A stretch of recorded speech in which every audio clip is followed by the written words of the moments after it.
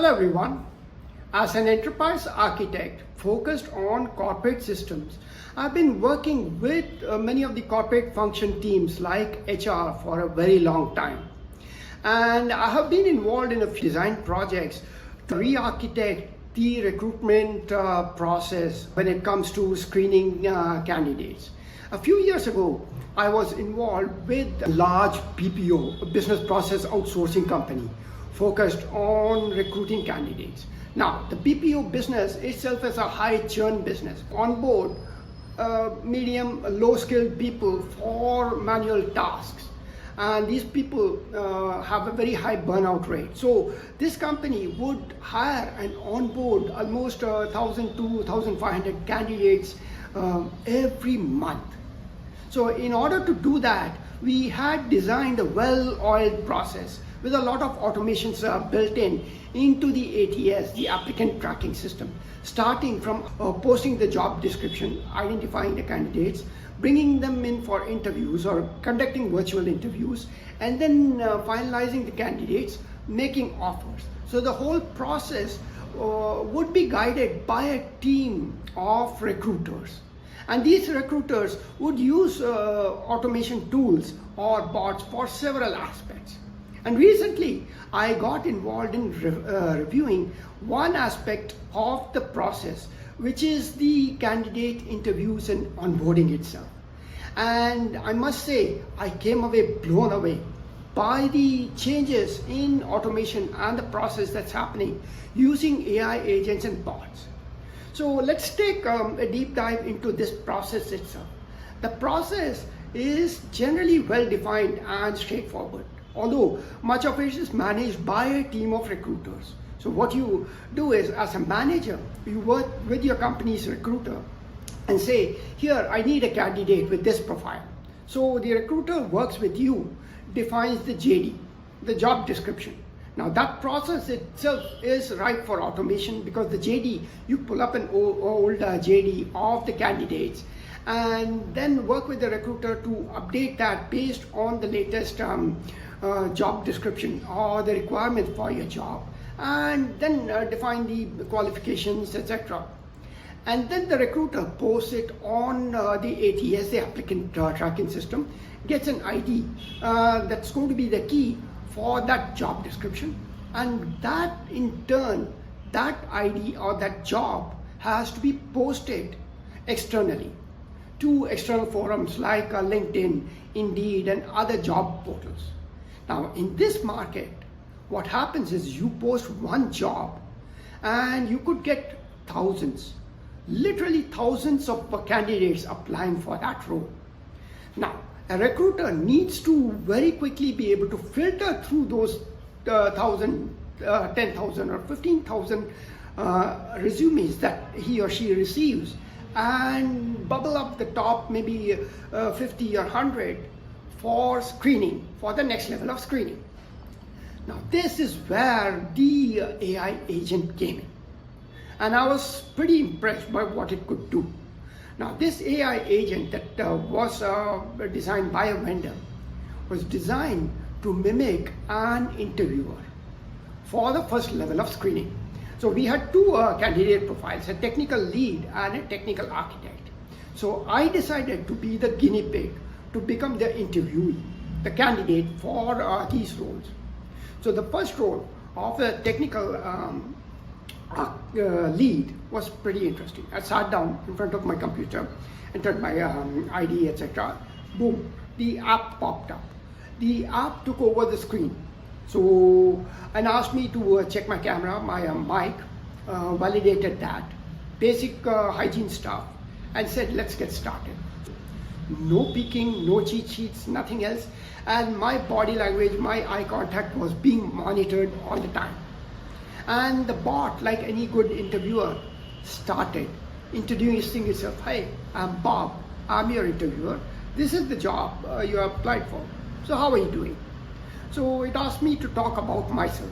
In about 2 minutes, I talked about my role, my experiences. The bot, like any good interviewer, picked on that, said, hey Mohan, I see that you're a good TL. You have some good technical lead experience. So let's get started.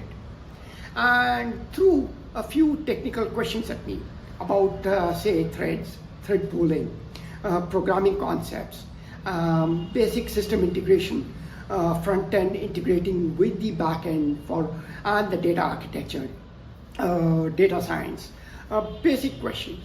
And then for each of these started taking me deeper about threads. What are threads? What is thread pooling? Where to use it? Where not to? And what are the use cases, the scenarios? And this went on for about 20-25 minutes. For each of these topics, it would take me deeper.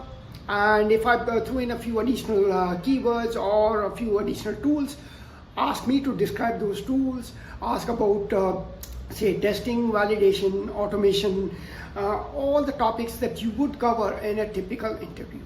And in areas where I could get deeper, it would take me even deeper or pull me back and pivot. Like a skilled SME, skilled, experienced interviewer. Similarly, I sat down for an interview for a technical architect. So this is a more senior role. The basics started the same, the basic hygiene, setup, to go on my screen, introductions, and then talk about technical architecture, talked about programming concepts, because that's the basic building blocks, data architecture, databases, data modeling, and some bit of technical lead level questions like threads, thread pooling, multitasking, etc. And then got into the architecture dimensions.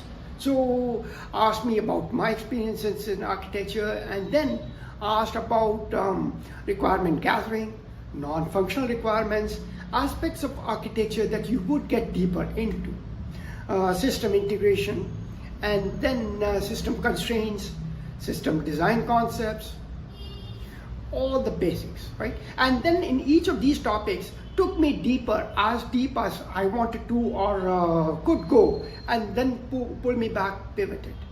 Again, 25-30 minutes. And the interview was done, politely said, okay, Mohan, we'll get back to you. Almost like any interviewer would do. Beautiful.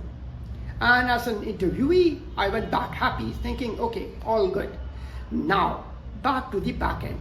What was happening is it was screening me, it was scoring me, and creating a summary of my profile based on my body language, my verbal, non-verbal communication skills, my technical skills, my technical depth, and ranked me against other candidates it had already interviewed, and gave recommendation to the interviewer. Do you want a follow-up?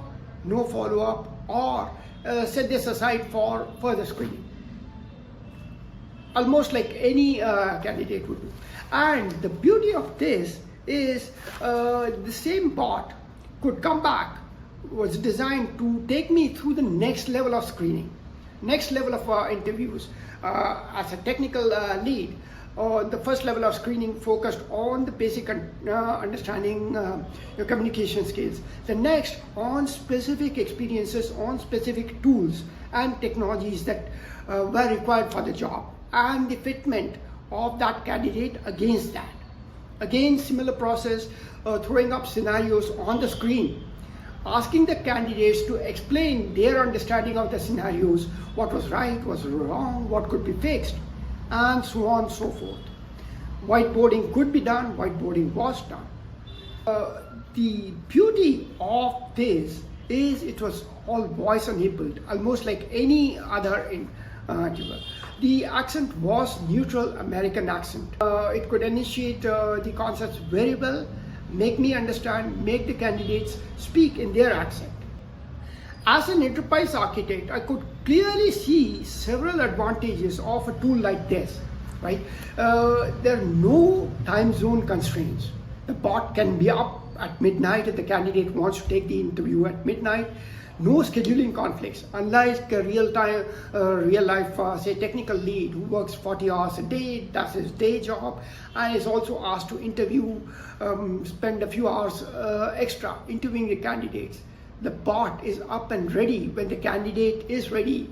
No scheduling conflicts, no time zone challenges, and of course, you Some of the more advanced features are observing the changes in tones, the accent, the non-verbal cues that you need to train a technical lead to observe.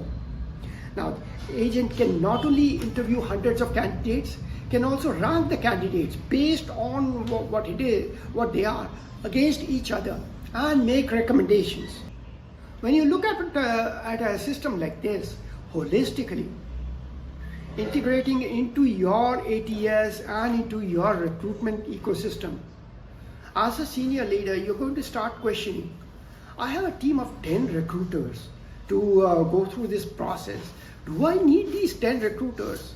I can just have one of them guiding the whole process, monitoring it, and boom, I can immediately reduce the headcount. I don't need as many. Now, the art of possibility is endless. The agent can screen these technical leads or architects and can also supplement them. Now, the other risk as an architect that I see is, what about my company's branding?